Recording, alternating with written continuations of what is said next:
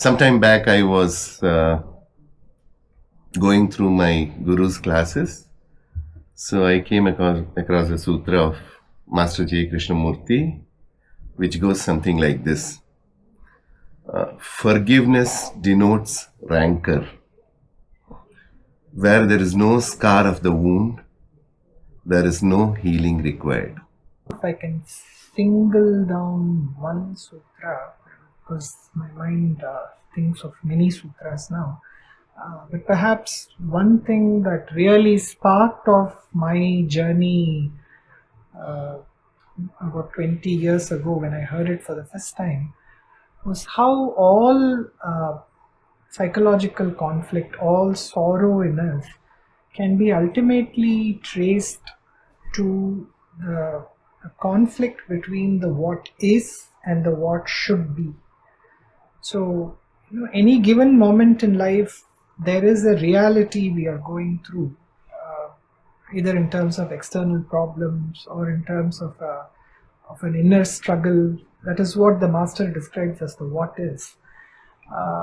But human civilization has been sort of brainwashed into constantly avoiding this what is and chasing the what should be, which is a more rosy picture of how life should be. And we chase beautiful ideals.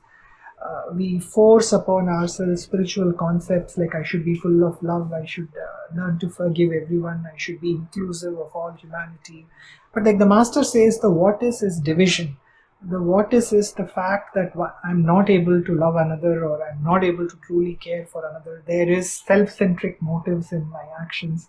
So when human beings come across this unpalatable truth, instead of staying with the what is and centering all their attention onto that, the tendency is to escape that and live in futuristic projections of how I should be loving or whatever.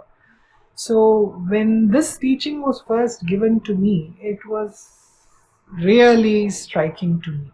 Like, so much of life is complicated because we don't have the courage to just stay with the truth that is evident in this moment. We judge the truth, we make it ugly, we make it dirty, we struggle with it, and then we try to run away from it. But like the master points out, the very running away from it actually foments suffering, it increases suffering.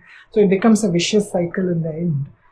The what is grows stronger, the what is grows more consolidated, and the more you try to fight it out with the projections of the what should be, this becomes like a hamster's wheel. You don't go anywhere.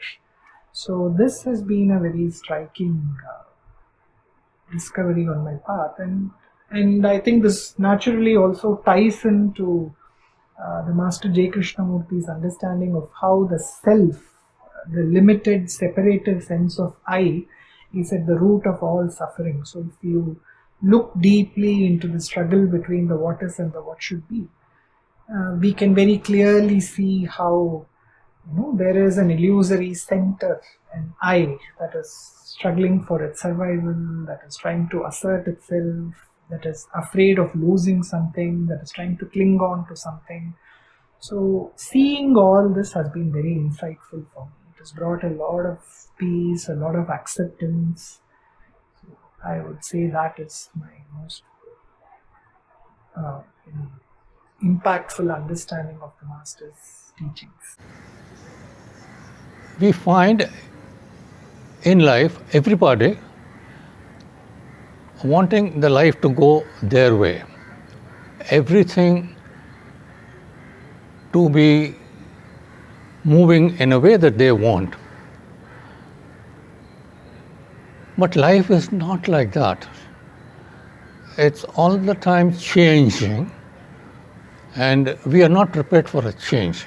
Everybody wants a very stable, very happy, and a very blessed life, but they want a life, so they want life to go the way they want, and when it doesn't go, then they are disturbed.